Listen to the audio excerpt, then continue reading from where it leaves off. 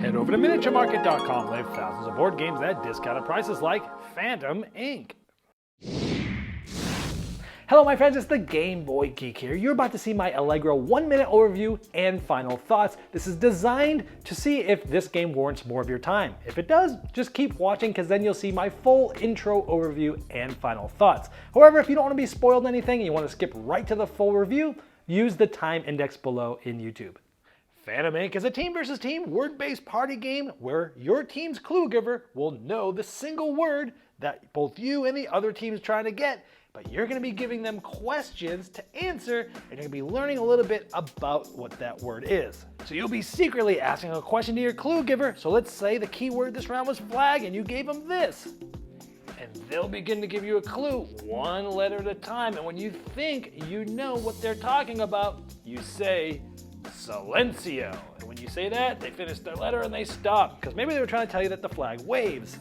But the other teams can see this too, but they don't know what question you're answering. Maybe the other team secretly is trying to give them what's an incorrect way to use it, and they'll be beginning to say something like burn, and they say silencio. So between them thinking they know that it's something that you don't burn, and maybe it's something that they wave, as you learn more and more clues, you'll hopefully be the first one to get the word right and win the game. The finished game, it might look like this, where the word was binocular, and we were saying certain things like General Custer, glass, lens, spy, distance, light, Texas, different things of different questions that help them get to binoculars.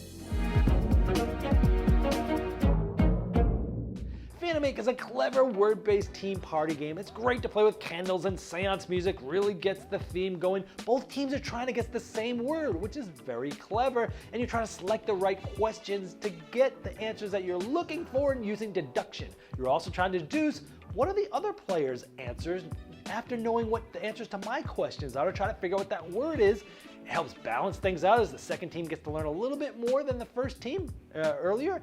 And then when you're giving clues, you're trying to do it with the least amount of letters possible, and a wrong guess can really help the other team. It is a fantastic, streamlined party game. More than 4 players, you need to quietly discuss things so other players don't hear it from the other team. It's a minor quibble, but this game is fantastic, streamlined, not a lot of people talking about it. Phantom Inc., great word-based party game. Check it out. Hello my friends, it's the Game Boy Geek here. Today, we're around some candles and some creepy music, and we're going to be trying to have mediums and spirits get together and be able to see what each other are talking about. Today we're talking about Phantom Inc. This is a team versus team word-based party game that is pretty clever. Let me show you how it works. I'll see you on the other side.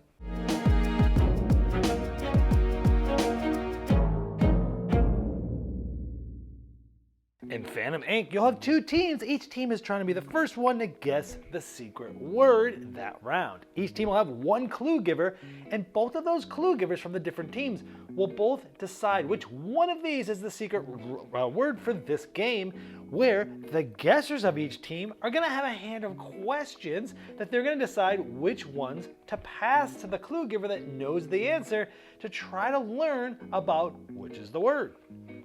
So there's 2 teams, the Sun team and the Moon team. So the Sun team is going to go first. The players that are the guessers, which are the mediums, are going to decide which 2 question cards that they're going to pass secretly to their spirit or their clue giver. So let's say this. Let's just show you this thing. Let's say both clue givers decide that they want light bulb to be the secret word. So only the single clue giver from both teams know that they're trying to get everyone to guess light bulb, for example.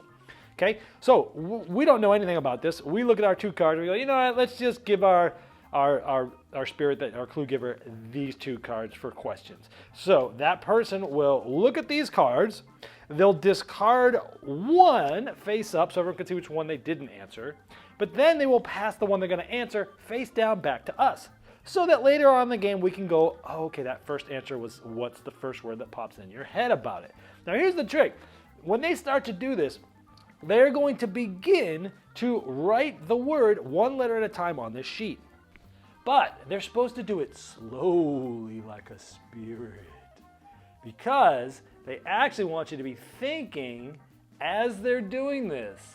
So I'm doing this slowly as I write this, hoping that you're going, okay, what's F-I? What are they gonna do?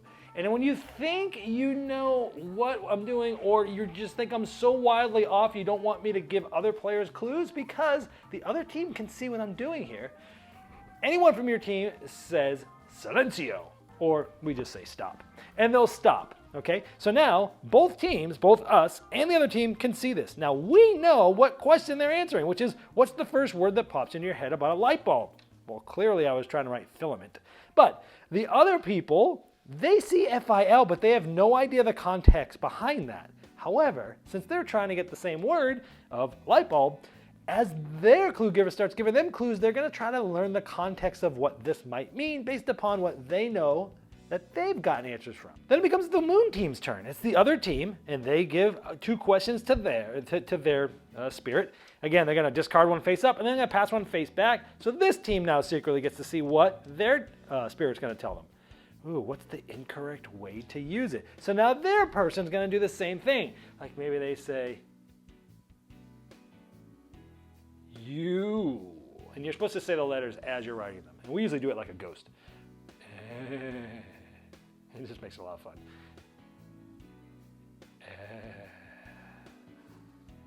And they're like, I really don't know. And they keep letting it go. And I go, see. And they go, silencio. And if they do that, you continue making the letter and then you stop. Because I was writing unscrew.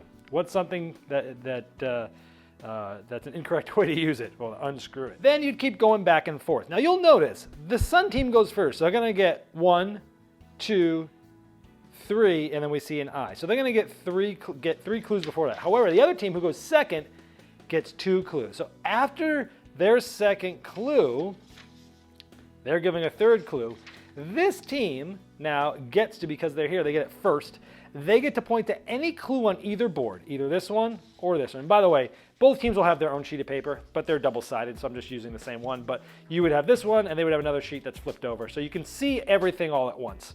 And so they get to ask about any clue, either on theirs or on the other team's. And then that spirit, whatever team is they're asking about, puts the next letter of that clue, so you learn a little bit more. Now, when you get to the point where your team thinks they know it, your team, the clue guessers, actually start to write it 1 letter at a time. That's what the answer is. Like in this case, we're trying to write light bulb. So you do that, and if they go 1 letter at a time. If it's right, the first letter's right, they knock once. And if it's wrong, they put their hand up to their finger up to their mouth and go shh, like that. So if they get it right, they win. If they don't get it right, then they lose. That's the end of their turn, but the other team got to see what they thought it was. Just to show you what one might usually look like, here is a finished game where the answer was binocular. And the different types of clues, I don't remember all the exact questions that were asked. Actually, I remember this one because I was the stupid clue giver here. It was the weight of the binoculars, and I put orange. I don't know why I put orange. It was a dumb clue. But then they talk about, well, who would use it? And I did like General Custer. And then it was like, what's it made of? It was glass. How was it used? A lens. What types of people use them? A spy. So I was trying to get the binoculars, and they were doing things. I don't remember what this one was because this was the other team. This was, where is it used? In Texas. Right now, there's a lot of binoculars looking for the border. What is it used to do? There's something about distance. And then what makes it run? It was light. And then they end up getting binoculars and things like that. So that's typically how the game works. First one to get it wins. All right, Phantom Ink. This is a clever word-based team party game for sure. It's great to sort of play this game with candles going, with sort of, I did like a YouTube search for like seance music, and like you just play that while you're playing this game, and it's just, it really like gets a little spooky and creepy, and it adds to the flavor of the game, and it really does add to the game a lot. Now, I like that both teams are trying to guess the same word. So, the 2 clue givers are figuring out that word at the beginning. It's secret to them, but they both know it, but both teams are trying to guess the same word. And then when it's time to select the questions, you've got this handful of questions, and you're like, which 2 should I give them? And a lot of it depends on what they've answered before, maybe what the other team has done and what they're doing over there. And you're selecting those out, and they get to pick which one to answer. And you can always go back and look at which, what was the answers to those specific questions. You can see, the ones that you asked. And you're also trying to deduce what are the answers from the other team. Like, I think I know what this, and this is, but what am I actually trying to guess? If I have like 2 or 3 things in my mind what it might be, I look over there and I'm like, What could STE be? Could it be a step? Could it be a, what is it? And you're trying to like work theirs with the knowledge that you have of yours, and it's such a clever little deduction game in that way. I also like that when, there's a little bit of balancing there where the first team goes a few times, but then the second team is the first one that gets to learn a little bit more about any other clue first. I thought that was a cool thing to kind of sort of balance things out. You're trying to give clues with like the least amount of letters so that like, because your team knows the question, the other team doesn't know the question. You don't want the other team to see as many letters as you want them to see the least amount of letters as possible. So you're trying to pick words that like, in that question are pretty obvious in the first 2 letters if you can, 3 at the most. And I like that if someone tries to win the game and they start writing the word and it's wrong, you'll get to learn a little bit about that, and that works well too. On the negative side of things, the game plays 4 or more players. 4 is perfect for this game. With more than 4, the only downside is you kind of like need to quietly sort of discuss your thoughts, together, like whispering or writing on dry erase boards that you just have from a different game. And you're kind of like writing notes to each other, or you're just talking to each other, but you don't want the other players to hear, so you kind of have to like go in a corner, and it brings the game down a little bit. But the more players there are, then the more that compounds itself. So if there's just 6 players and there's 2 on each team that are kind of talking, it's not as bad. But only downside, that's a minor quibble. This game is fantastic. It actually reminded me a little bit of a very popular word party game called Decrypto, which is it's actually one of the highest rated party games on Board Game Geek. And I really love that game. The problem is the flow of that game is a little tricky. It's very tricky to teach. You'll confuse the heck out of people if you actually teach the flow of that game before you actually just dive in. And so that one doesn't come out quite as often because of the tricky flow and because new players are like, what am I trying to do? I'm trying to put words, but then I'm trying to be clever, but I don't want it to match the word that I said that last time, and then they get to go, then we get to, and it's kind of confusing. Once you get the flow down, it's easy, but like to get into the like flow of that game is a little weird. So it doesn't come out as much as it should. It also reminds me even more so of a game called Crosstalk, which is an amazing underrated party game from Nauvoo Games that has a little bit of this, where both teams are trying to figure out the same thing. In that game, when you give a clue, the other team gets to guess first, but you're actually putting the full word out. So this is actually closer to that, but I'm still keeping them both because they're definitely different games.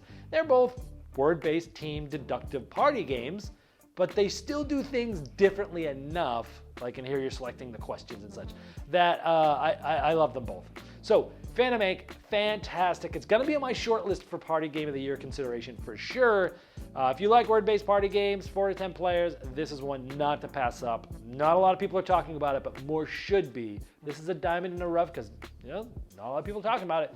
And because of all this, it's gonna be getting a Saxophone Serenade, which is my highest honor because I'm gonna play my saxophone to Phantom Inc. And I'm gonna keep it, which means I have to get rid of something else, and I gotta figure out what that is. So let's hit it with the Saxophone Serenade.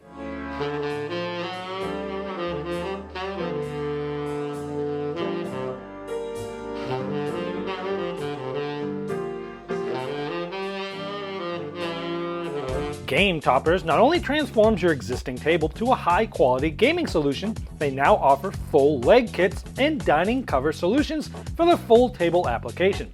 Paired with their amazing Thematic premium stitch edge mats from noted board game artists like Vincent Dutray, collapsible cup holders, and really cool accessories, it's a complete system that upgrades every game you play. Go to GameToppersLLC.com or click the link below.